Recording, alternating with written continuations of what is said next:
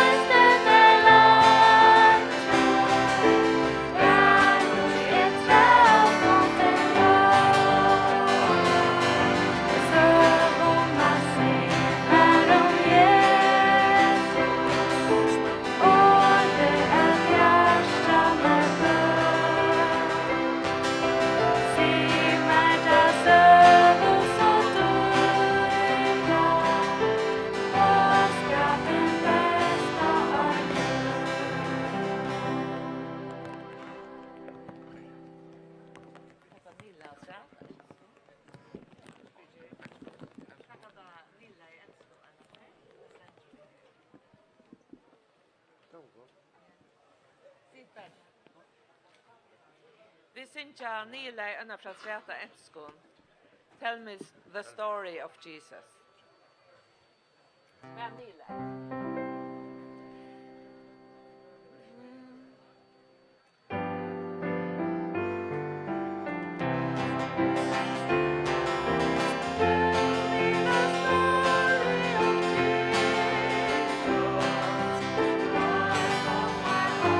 Every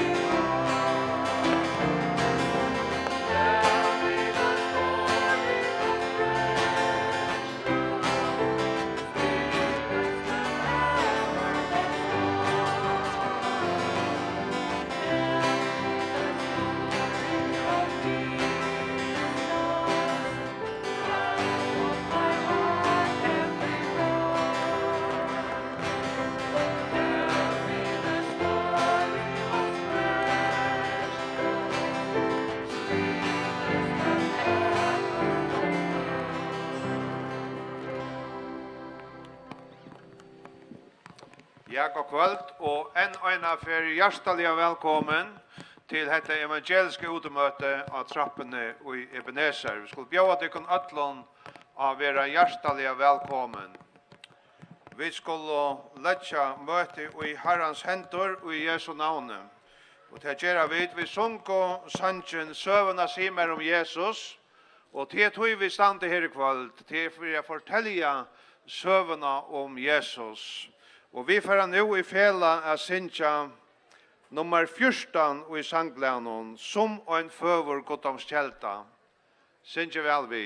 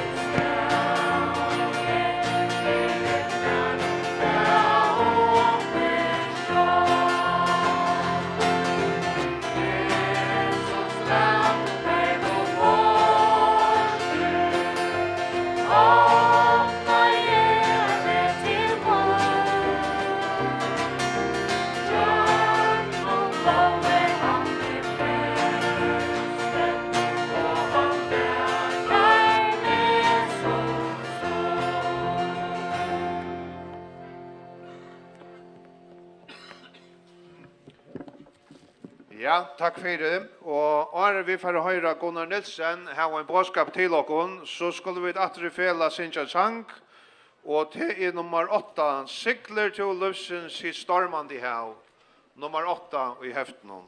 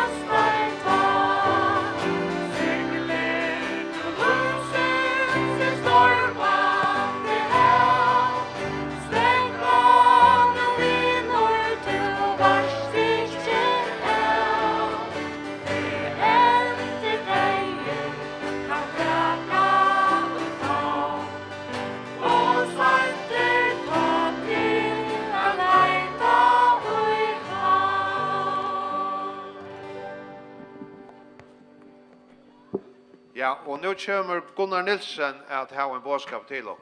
Gjør så vel.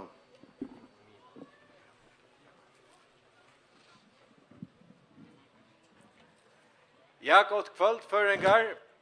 Begge tid som luja av her i kvöld, og tid som kanskje fylgja vi av netnom. God kvöld og gode øvlasøko. Og i kvöld har vi ho at løyta 76 år atro i tøyina. I huksi atro av 1945, øvlasøko kvöld. Kvöldet som vi har i kvöld. Føringar har du just vært hersetter av Bretskon Hervalde og i flere år, så i aprilmåned i 1904, da jeg Saffa kom inn av Havnarvå, vi Meison ombord, hadde ferger vært herstikner.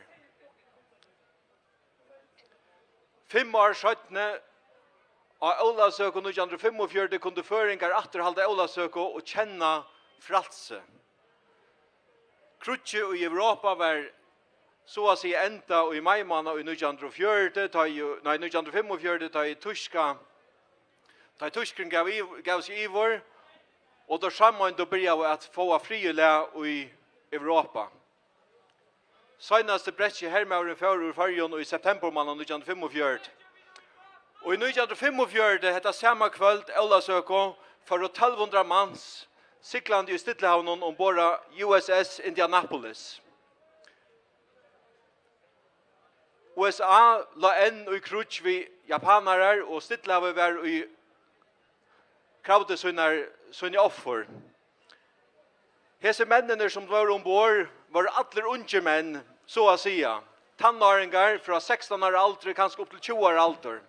Hese mennene visste ikke hva løyklot hadde haft i krynon, men de hadde just vært en vandafodlare, men løgneligere herna var oppgave fra USA til Tinian Island. Ombord av skipen USS Indianapolis hadde de luter som skulle brukas til atomkjattnorske våpne som skulle släppas i våre japanske byene 17. til året for at enda krutsk. Hetta visste mennene ikke ombord. Tar det fullt for sin oppgave, og kapteinen ombord var alt traver etter å få vant disse unge menn til det største slag som skulle stande i Japan 17. hetta året. Klokkan var om midnattna sikkert, og vi hadde ikke sikkert ha i fargen midnattarsang som vi hadde nå av døven Olasøko kveld, eller Olasøko natt. Men disse mennene lå ombord av skipen, og klokkan var just ferdig av midnatt, og det var blivet fra 29. til 3. juli etter kveld, det hørtes 2 kvøtler brester i Stillehavnen. Og japanske kaupåter har sett USS Indianapolis, og har sendt 2 torpedoer inn og skipet USS Indianapolis. Den 4 torpedoen brast i bekven og skratte bekven opp, og skipet var ved til bånds. Ja, og så første torpedoen. Den 17 torpedoen brast i skrotsen og misskips av skipene. 300 manns fikk ikke høve eller nekker en chans til å leipe i havet undan hessen allopp. 300 manns av de 1200 døye av hessen allopp. 900 manns enten lopo i havet, eller sakk båteren, eller skipet undan døymon. Og myrsk natt var, hese Olasøko natt, eller vi var ferdig av Olasøko, og hese 900 menner hadde kanskje nekre finnesar, nekre bjerginger vestar og manase, men ikke alle hadde klare det. Men vi har nekva frasagner som sier til at disse menner tar krøkte ut til at de kunne krøkje. Onker kanskje hei kaffe, en kaffeeske, onker hei en bjolka, onker hei en tunno. Hetta krøkte der seg til, og jeg stilla honom. Og det som hendte, det løgna vi, som jeg sier, henting ved til at USS Indianapolis klarer ikke at senda nekka neierkatt ut Arndor Trukk. Ongen visste jeg av at det er 900 menner som var av løyve og i stilla honom var i nei. Disse mennene lå i stilla honom og i flere samtøver, utan nekra hjelp og nekra vevn om at hjelp skulle komme. Det gikk 12 minutter fra at torpederen brast til skipet var satt. Disse unge mennene kjente slett ikke til krutsk som så. Dette var nok den første turen der hadde vært vi USS Indianapolis, og nå lå der i Stillehavnen. Utan nekra hjelp. Og undersverdan hatt kom ei flåfær noe samt over 17. Og hvis vi tenker det som idé, så er det så at vi vet at vi er sjokkner i det, og flåfærre kom opp i rokken, og flei opp i rokken torsdagen, og i neste vik. Hese mennene lov og i Stillehavnen, og i 4 samtår. Kanskje 5 år der ble bjergeier. Men vet at det kvært, av hese 900 som enda i Stillehavnen, var det bare en 300 av tøymon som kom undan vid løyvene. 2 300 faurost i Stillehavnen. Her var det havar og vantar som lå og tar miste løyv av Stillehavnen hessa nætrene, hessa deianer. Gå og tid, vi var akkurat sunnkje sikler til luftsins i stormande hav. Vi sikler ødl og en stormande hav, og man kan si at sintarna torpedo i hev broste. Grunnvødler okkar i sottjen. Vi litja nu i haven og vi var tørvan i bjergjeng andalja seg. Og vi som har funnet bjergjeng og i bjergjengarkransen og Jesus Kristus råpaltøyen at du skal røkka ut og teka i samme bjergjengarkrans som vi har tidsi fætter som er Jesus Kristus. Vi har li i aldebrotten, men vi har kjentes av bjergjengene. Og i slik om vandastøvun som i Stillehavnen hesa nottena var det ikke argumenter. Nei, det var det neierråp som hørtes i som myrka kvöld og nottarmyrk. Og tog det områdende å komme inn i bjergingarbat. Tog røyne mulig halda fast i omkron, men det er ikke bjerging. Fleste føringar kjenner til søvna om Jesus og lærersvennerne tøyt å komme og i vanta, tøyt å få i rom vattnet. Og hervøver kom atar, illvøver. Og lærersvennerne sjå oss onga bjerging. Men Jesus som var vitt av og la i bakskoten og røstet og sier, «Ti vir stilt», sier Jesus. Og vinteren datt bostor og blika logning vær. Lærersvennerne undra oss da hver i hesing som kunde styra notturne vær. Det var Guds son og sjolvor som var vitt av og var bjerging torra. God er bjergingen tja ter og tja mer. God er bjergingen tja mer ta jeg og i munnen synda nei sa at jeg mer tørveist enn bjerging. Og bjergingen vel langt og gjørt og Jesus døy av krossen for meg og for tøyna sinter. Tarveren er ikke at teka ui henda bjergingarkransen som er Jesus Kristus. Johannes døyparen sier til han sa Jesus koma.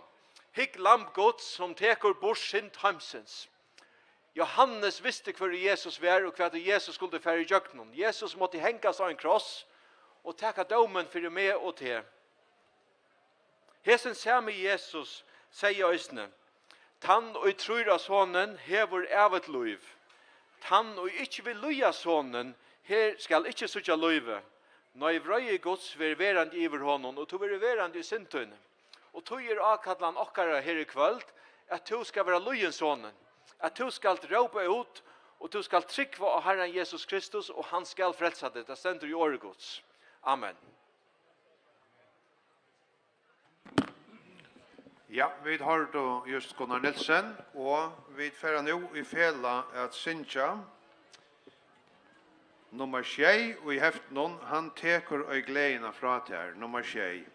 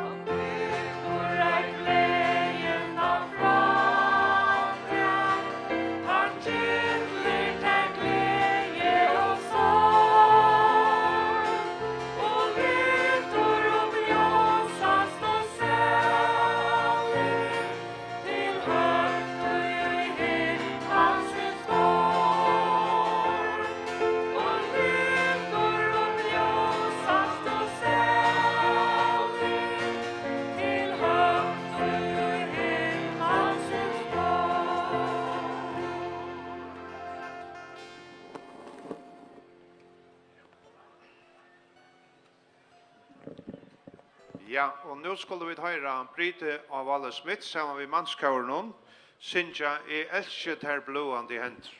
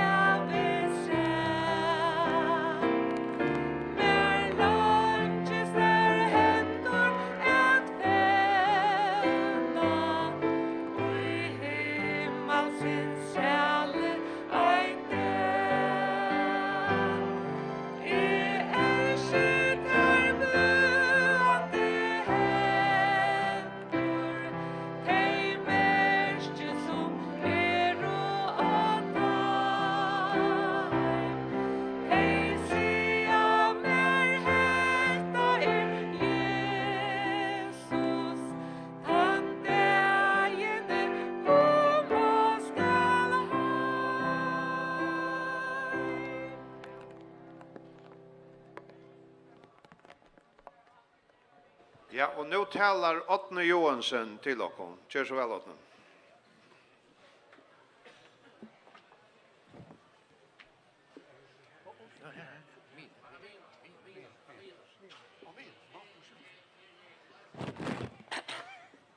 Ja, god kvöld.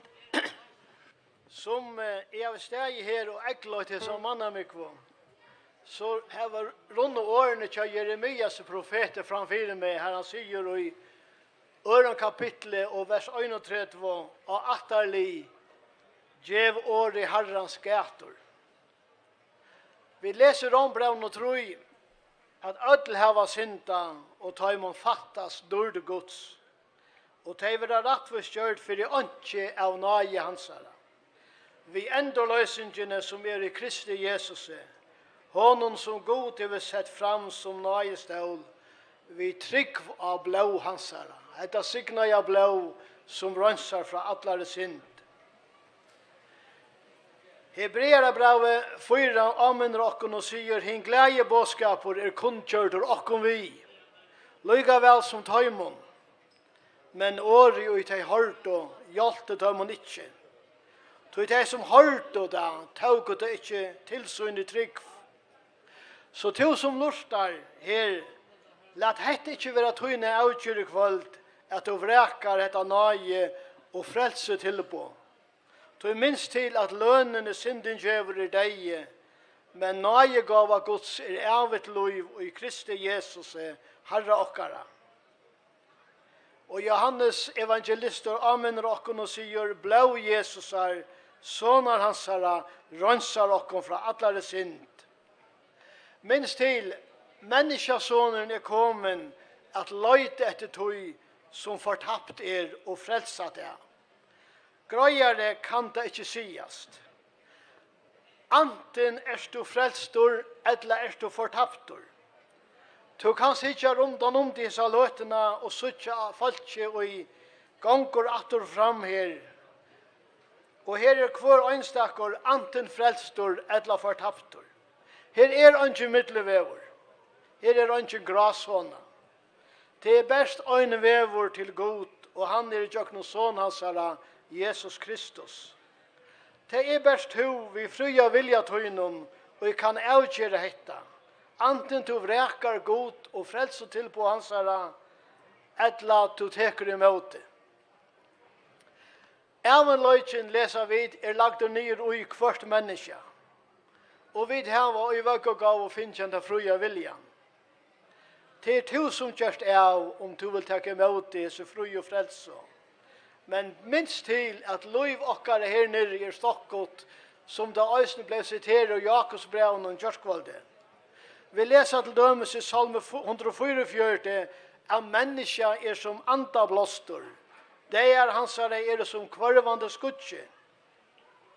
Og det så i liv her nere liot og ævenløygen byrjar.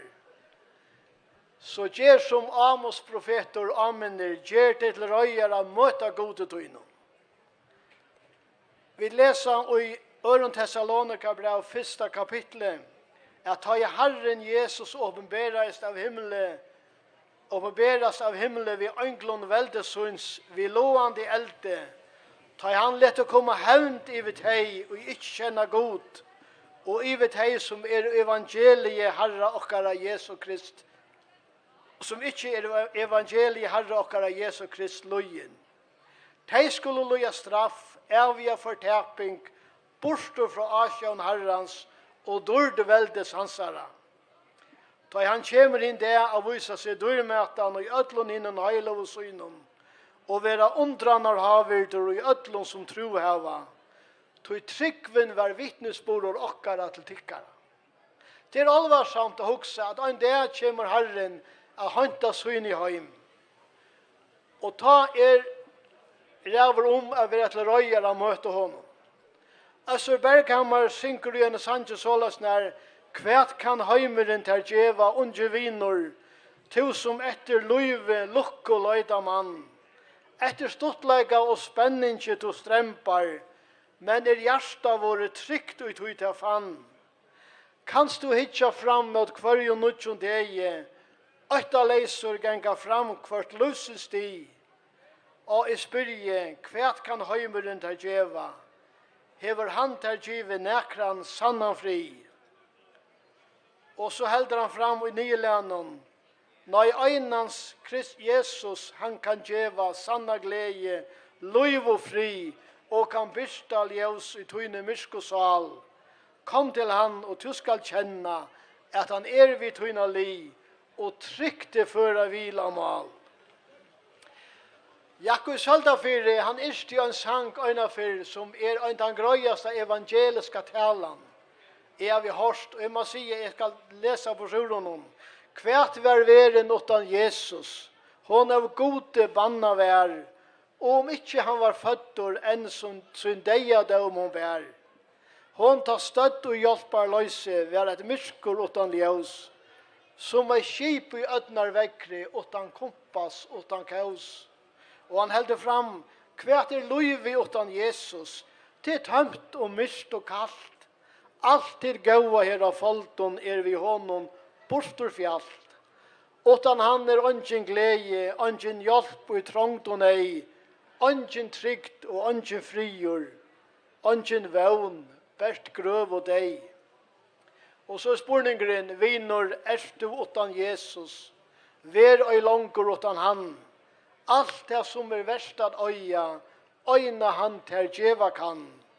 Vil du vera frujur sælur, bæge nu og alla tøy, tak ta frelse han ter bujur, gjer ta nu og kattle lui. Æra prøys og takk til Jesus, han løy straff og døm og deg, fyre te og med at løysa, ut ur vanta, sorg og nei. Han som kom vi bo kvilo til ta sal i byrar ber. Han som får en fattelen røste, ennå i det hin samme Vi leser til Matteus i 18. kapitlet, her Jesus sier at såleis det ikke vilje fægerstykkere. Som i himmelen at så mye som 8 av så små og skal fortapast. Herren vil ikke at nækker skal fortapast. Han vil høyde av til om å takke imot det. Vi synes og en sannsje som 1146 i sangpøkene. Her setter sangskriveren hendas spurning, «Hvor vilja til dodja, og vente til vi, nå Herren så nær og bojer som fri, nå frelsaren stentor og brøyer ut faun, til saler i vanta, nå løyti i havn. Så tu som lustar her i kvöld, gjer etter hesum, nå Herren vi andas og kallar av te. Kom til Herren Jesus, og drekk av til livande vattnet, og han bojer til her, og vær frelstor. Amen. Ja, vi har hørt Åtna Johansen tala til oss. Og nu skulle vi få en sersang, og det er Rune Haberg som kommer å synge for oss. Gjør så vel.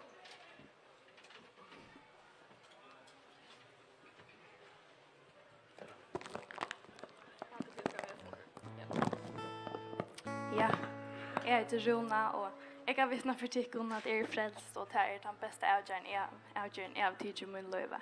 Jeg får synge en sang som er av nøye gods, Kjøsur Bergammer.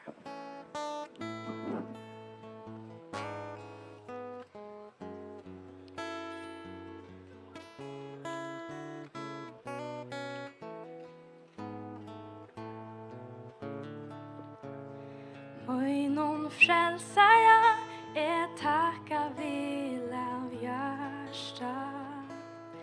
Fyra signingar og värndalur sin slaj. Han med trykta herom bär. Vär allt i här, hoa sky förmängt, har stia och jag saj. Men ganivande mot hjärsta hever värre. Men kan vandre kvinn och sjåra igen är färd. Men now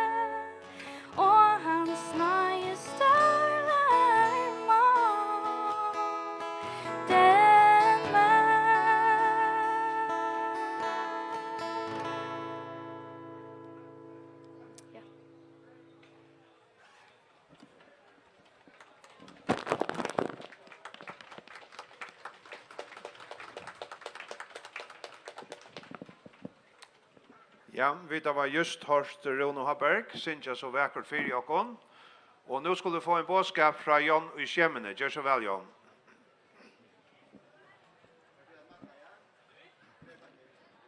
Ja, god kveld. Jeg vil leise en feien. Det er en stuttan bådskap, og jeg kan vittne til at jeg som en unge dronker kom til trygg av Jesus Kristus.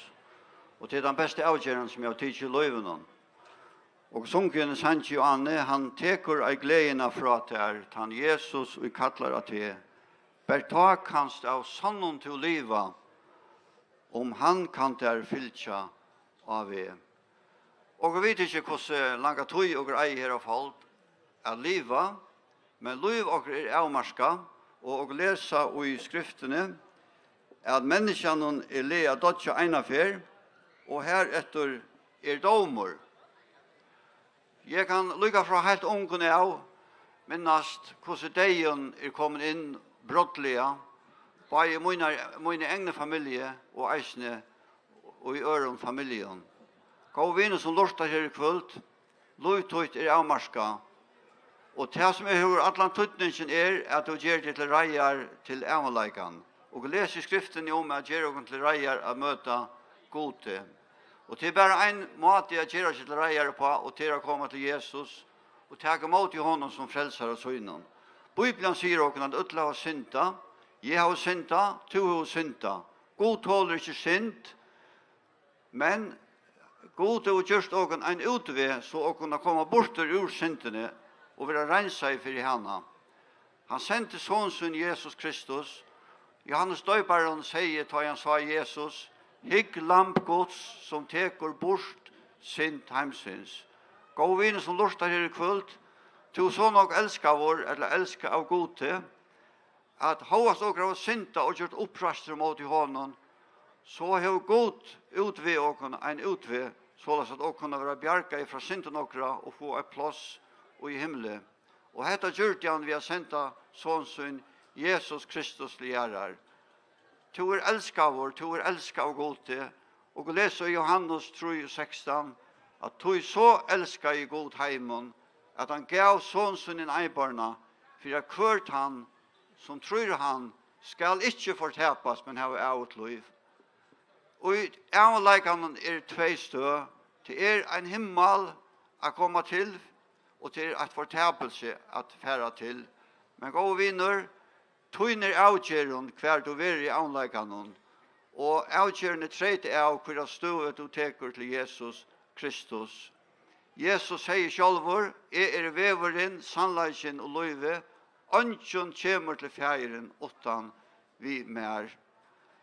Er du kommet til trygg av Jesus? Kjenner du Jesus som din personlige frelsere? Har du vært ved Golgata? Har du sagt noe takk for at han døde for det? Det er nøyot, og det er avgjørende nøyot.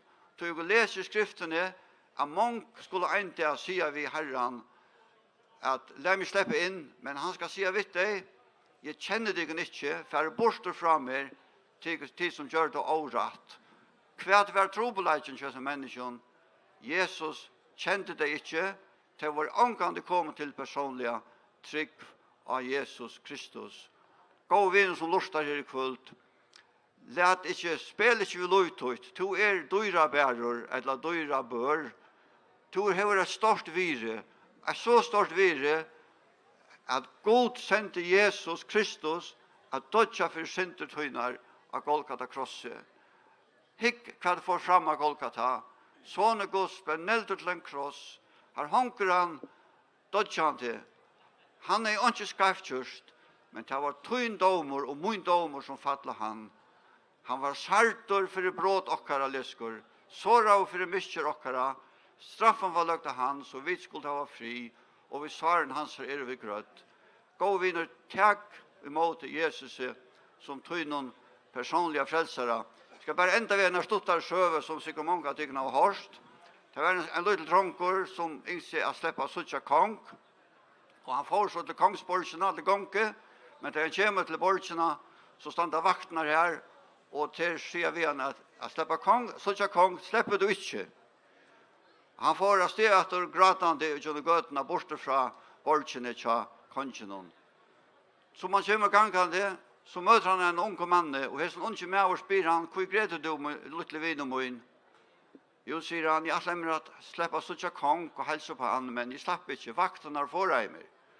Så sier han, kom du bare ved mer, så tok han i hånd hans her, og lette han atter imot borgene.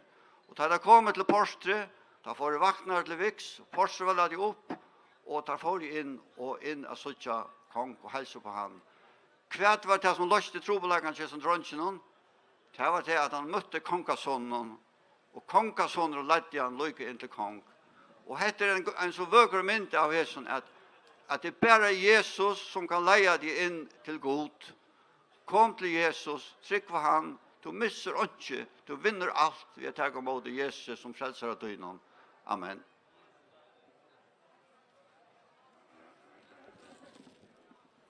Ja, vi har hørt Jonny Kjemmene tala til oss, og han har tala om hvordan døyra bær vi og i egen gods. Vi har en sang som er nummer 90 i sangplanen, som just omrøver hettar. Han sier at hjärsta i hin sonen elskar. Her kom de øysen stegi, og at hjärsta i hina dødsrene elskar, som søkker nyer i sint og skam, ur feiershusen og ser et eia, vi omsorgan og hit vilstabad. Låt oss synja sanchen, synja vel vi. Nummer 90.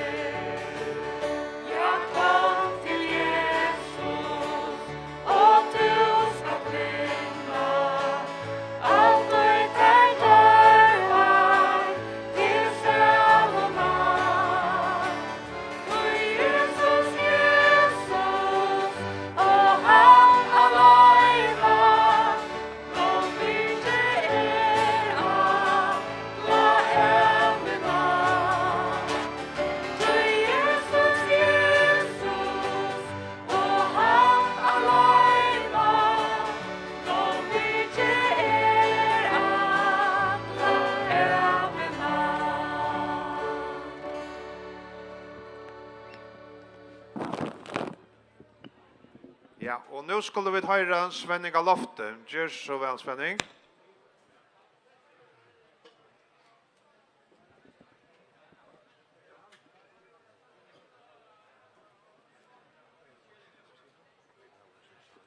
Ja, vi tackar till. Ja.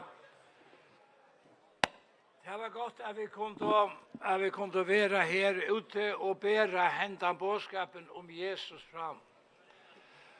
Och det är han som vi boa och ankan annan. Han är väveren och han är sannlöjsen och han är löven. Jesus säger att är ljus hamsens. Han som fylger mer skal ikke genga i myskre, men heva ljus ljus livsens. Og en av den største hendingen som er ferdig fram i søvende av førje landet, det er den hendingen og i Gudsgjer fyrir okko norranfjørs i Gudsgjer. Det var således når jeg første ravmaksvirke som var i førjen, det var i Sorøytene, det var i Vaje, og det var første 20. Men i 1950 årene, da var det at fela SEV byrjar. Det møynast Streimøy, Esterøy og Vaøy.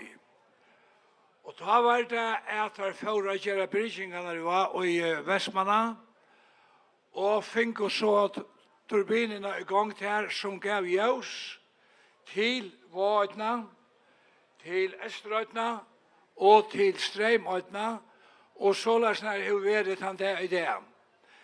Det har nekt tjekk vært ofte vært SEV, såkalt SEV, S-E-V. Bygningen og alt det som har vært. Vi kjenner til det, hvordan det har vært senest av årene. Men alt må slå oss fast, pura fast. Hvis SEV ikke var kommet til, så har jeg med i parten av førjen i myskret han det i det. Så var det godt at jeg sa øyne tog seg sammen og i fela og byrja og hette virke som kunne kasta ljus i med i parten av øyne. Da jeg vokste opp var ønske ravmagn når i Estrøyden. Ønske ångar hentloder ønske neka. Men da jeg kom vi sånne kraft og sånne meie, så byrste det ljus. Jesus ljus heimsins, og Jesus sier enda til at vi ljus som kjenner Herren. Og tog skal min avhøyden øysene være av ødel som høyre bådskapen her i det. Jeg minnes til dette at vi ljus. Vi ikke sett til noe annet enn å være ljus, vi ljus og vi vittner. De ble kallet til å være evangelister og i hessen heim og i hessen landen for nå 50 år siden just og i år. Just i juni måned og i 1972. Da var det mot kall å være et ljus i hessen heim. Ikke kallet til evangelist å døme hendan heimen. Ikke kallet til evangelist å døme mennesker. Men kallet til evangelist til å bære dømen hendan bådskapen at jeg kjenner han som heimsens ljus og øyne kvør som vil teke imot i hånden fer ljus inn i sitt liv og såleis nær vera vid ljus. Og du vil bære hendan bådskapen til okkon alt som kjenner Herren. Vi skulle ikke være opptidende av å døme hendan heimen. Det skal Herren gjøre. Tja okkon stender ikke nekkar dømer for dårnen at døme ånder. Men vi ber en bådskap at vi som var fordømt og lov synd sjølve, at vi fikk en bådskap at det kom ein inn i hendan heimen for at løse okkon ut ur syndene. At løse okkon ut ur ødlund hui som ei ho a satt okkon nere av en undergang. Og hui det at jeg vil være vi i Guds sier. Så langt som i livet, så langt som jeg har anda drott, og i mine likame, at bære hendan bådskapen ut, at frelsan fyrir ødl, kvønt han øynasta øyn som høyrer okkon her i kveld. Jesus kan frelsa, Jesus heimsins ljus. Jesus sier at jeg døm i ångan, men år mine skulle døma av sørsta deg.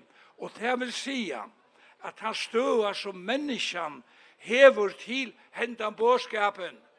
Det det som for å avgjøre okkara lagno for tøyer og for alle ræver. Mitt ønske og min bøn til okkon som kjenner Herren. Vi som kjenner Jesus, Lät I okkom vera ljus. Ljus og I bådskapen av bæra og en ljusan og gledan bådskap fram. Heimeren hever ikke bruk for fordøming. Heimeren hever ikke bruk for så å si surun anliton fra okkom. Med ljusun anliton du vill hava en livande vevn. Vevnena og Jesus Kristus til hon som frelser hendan her heim og som kan løye okkom fram. Og tog det, jeg vil si at her vi alle godsbøtt, har vi rødtikkere hver til ære, har vi rødtikkere til vittnesbord om Kristus, vi er ikke sett i hendan heimen som frelst, til at tia hendan bådskapen bortstår. Han skal ut til alle mennesker, og tog kunne vi ikke tia vi som bådskapen. Tar først og læresvennerne, tar bliv høtter, beil lika mosal. Og tar bliv høtter, jeg visste tar ikke takt, og visste tar ikke børnda bådskapen ut, så skulle det bliva beil gjort et og annet vittar. Men tar takt og ikke. Tar søtt og hvordan kunne vi lete være vi at tala om det som vi har sett og hørt. Jeg har opplevd Jesus. Jeg har opplevd hamsens frelsere, og tog tale om han ved glede, og i under sal, og ikke alle andre skulle øye det som jeg har, kære viner, som her i kveld og lustar etter evangelien, og de som høyrer bådskapen utom landet. Hette en glede bådskaper. Vi ber glede, og det var sagt, og jævla bådskapen, så kallet jævla bådskap. Det er ikke som øyde jævla bådskaper. Det er evangeliet vi snakker om. Tikkun skal være kunngjør stor glede som skal være for i alt folk. Det er veldig at kjenne Jesus som frelsere. Og jeg ønsker at du skal kjenne ham. Og så kommer spørningen. Hvordan og hva skal du gjøre for å øye dette evige livet? La meg gjøre det grønt i favel åren. Til dømes kanst du nå, akkurat nå, bia en bøn til Jesus. Jeg kan løye til en bøn. Nå. Takk opp etter årene etter som jeg bier nå. Gå i Jesus. Jeg takker der fire. Jeg tror at min frelsere. Du døye for meg. Jeg trykker vi at her. Jesus, kom inn i mitt liv nå. Takk at du teker imot dem her, som du tidsjer imot i ødlund heimen, som har kallet at et navn og blitt frelst. Valsigna være til et navn Jesus. Ja, du ber seg bønene, så du ber Jesus kom inn i ditt liv, og så kjenner han til han har sagt, at kvørt han og i kallar av navn Herrens skal. Det er ingen ivig om det. Det er ingen ivig her. Han skal være frelstor. Halleluja! Hatt er bådskaperen som førjen tranger til. Hatt er bådskaperen som heimelen tranger til. Og en glede på om at frelsen er fri for øyn og kvann. Og i Jesu navn. Amen. Ja, vi tar det Svenne Galofte. Vi er nå kommet til endan av hese løtene. Vi får synja sanje nummer 2. Verder at æra og verder at lova og verder at prysa han. Og ta i møte i livet så bjøver vi ødlån av å være hjertelig velkommen inn i salen her 18 okkon til en drekkamon. Så vi er ødelig hjertelig velkommen nå 18 av møte til en drekkamon inn i salen. Verder at æra og verder at lova, nummer 2. Thank you.